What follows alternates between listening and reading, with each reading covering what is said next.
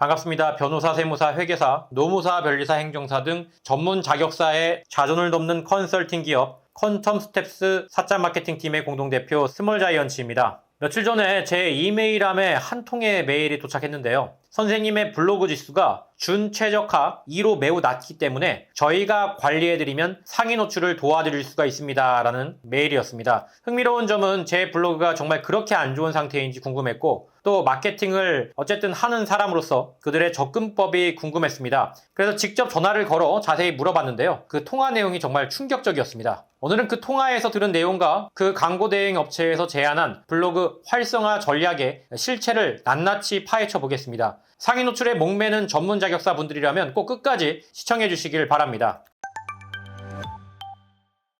먼저 블로그 컨설팅 업체가 말하는 상위 노출의 비밀입니다. 통화를 시작하자마자 컨설턴트는 바로 본론으로 들어갔는데요. 선생님, 블로그가 준최 2라는 매우 낮은 지수가 있어요. 정말 관리가 필요합니다. 제가 물었죠. 그게 정확히 무슨 의미인가요? 그러자 컨설턴트는 네이버 블로그 상위 노출에 필요한 3가지 핵심 요소를 설명했습니다. 첫 번째, 방문자 수. 블로그의 인기도를 측정하는 지표로 꾸준한 방문자 증가가 필요하다고 했고요. 두 번째, 이웃수입니다. 네이버에서는 구독자 5,000명 이상이 되면 일종의 인증처럼 여겨지며 이것이 키워드 상위 노출에 결정적이라고 했죠. 세 번째, 정보성 포스팅입니다. 홍보글만 올리면 품질수가 떨어지기 때문에 홍보글과 정보글의 균형을 맞춰야 한다고 설명했죠. 저는 더 깊이 물어봤습니다.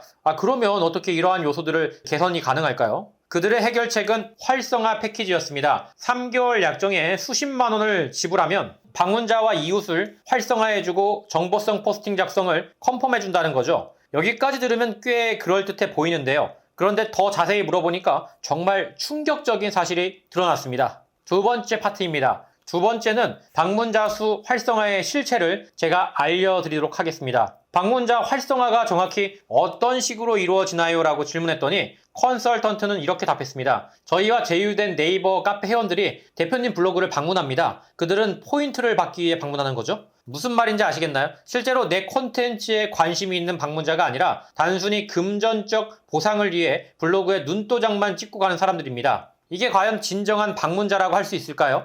다음은 이웃 숫자 활성화의 실체입니다. 이웃 숫자 증가에 대해서도 물어봤습니다. 5,000명의 이웃은 어떻게 모으나요? 저희가 이웃 교환 시스템을 가지고 있습니다. 여러 블로그들이 서로 이웃을 맺는 방식이죠. 생각해 보시길 바랍니다. 이렇게 모인 5,000명의 이웃 중에 몇 명이 진짜 내 블로그에 관심이 있을까요? 아마 1%도 안 될 겁니다. 나머지 99%는 그저 그들의 블로그 이웃을 늘리기 위해 형식적으로 맺은 동맹 관계일 뿐이죠. 세 번째로 포스팅 관련해서 더 질문했습니다. 정보성 포스팅은 어떻게 작성하나요? 저희 담당자가 작성해서 대표님께 컨펌 받는 방식입니다. 이 말의 의미는 내 전문성과 경험을 담은 글이 아니라 누군가 대신 작성한 일반적인 정보를 올린다는 뜻입니다. 이런 콘텐츠가 과연 전문가로서의 브랜드를 만들어줄 수 있을까요? 결국 단기적 꼼수의 끝은 실패입니다. 물론 이러한 방식으로 단기적인 성과를 볼 수도 있습니다. 방문자 수와 이웃 수는 분명 증가할 것이고 일시적인 키워드 노출도 좋아질 수 있습니다. 하지만 이런 방식이 장기적으로는 실패할 수밖에 없는 이유를 살펴보겠습니다. 첫 번째로 알고리즘은 계속 진화합니다. 네이버도 구글도 모든 검색 엔진은 끊임없이 알고리즘을 업데이트합니다. 과거에는 단순히 방문자 수나 이웃 수와 같은 양적 지표가 중요했을지 모르지만 이제는 체류 시간, 클릭률, 재방문율, 사용자 행동 패턴 등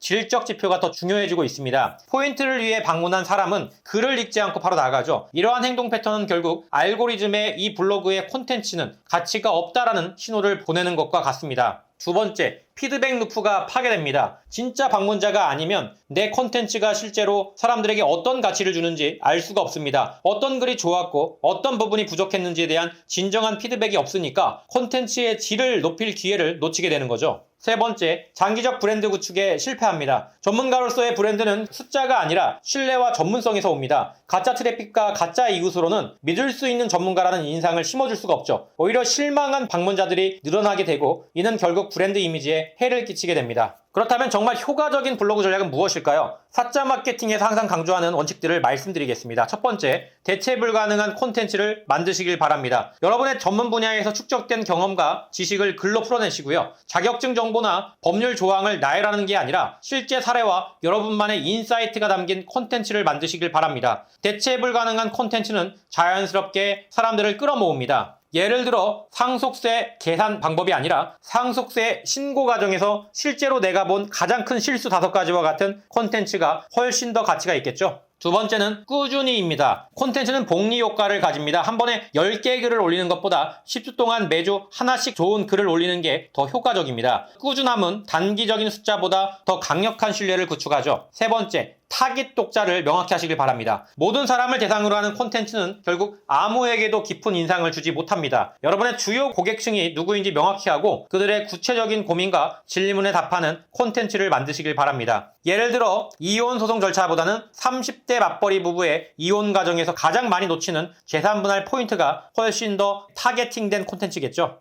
마지막으로 콘텐츠를 자산으로 보시길 바랍니다. 블로그 글 하나하나는 단순한 글이 아니라 여러분의 브랜드 자산입니다. 한 번 작성된 좋은 콘텐츠는 몇 년이 지나도 꾸준히 방문자를 모으고 신뢰를 쌓는 데 기여합니다. 단기적인 노출보다 장기적인 가치에 투자하시길 바랍니다. 실제 사례입니다. 제가 컨설팅해드린 한 변호사분은 처음에 블로그 운영을 시작했을 때 방문자가 하루에 10명도 되지 않았는데요. 그런데 꾸준히 본인의 전문 분야에서 실제 상담 사례와 경험을 바탕으로 글을 쓰기 시작했고 6개월 후에는 하루 방문자가 200명을 넘게 되었습니다. 중요한 점은 이 200명은 모두 진짜 그 분야에 관심이 있는 사람들이었다는 거죠. 이 중에 매달 5명에서 10명 정도가 실제 상담으로 이어졌고 상담 전환율도 일반 광고보다 훨씬 높았습니다. 또 다른 세무사분은 유튜브와 블로그를 동시에 운용하며 특정 세무 분야의 전문가로 자리매김했는데요. 처음 3개월간은 거의 반응이 없었지만 꾸준히 콘텐츠를 올리면서 1년 후에는 키워드 검색 시 자연스럽게 상위 노출되었고 지금은 광고비 없이도 매달 30건 이상의 상담 문의가 들어오고 있습니다. 이 두 분의 공통점은 인위적인 숫자 부풀리기가 아닌 진짜 가치 있는 콘텐츠에 집중했다는 겁니다. 영상이 도움이 되셨다면 좋아요와 구독, 알림 설정까지 부탁드리고요. 새로운 콘텐츠를 실시간으로 받아보실 수 있습니다. 브랜드 전략에 더 깊게 들어가고 싶다면 대형 로펌에도 밀리지 않는 변호사, 세무사 생존 전략 책이 좋은 가이드가 될 겁니다. 전국 서점에서 구매가 가능합니다. 또한 사자 마케팅은 매월 1회 소수정예로 초월반이라는 오프라인 강의를 운영하고 있습니다. 댓글에 신청 양식이 있으니까 꼭 확인해 보시고 시청해 주셔서 감사드립니다. 스몰 자이언츠였습니다.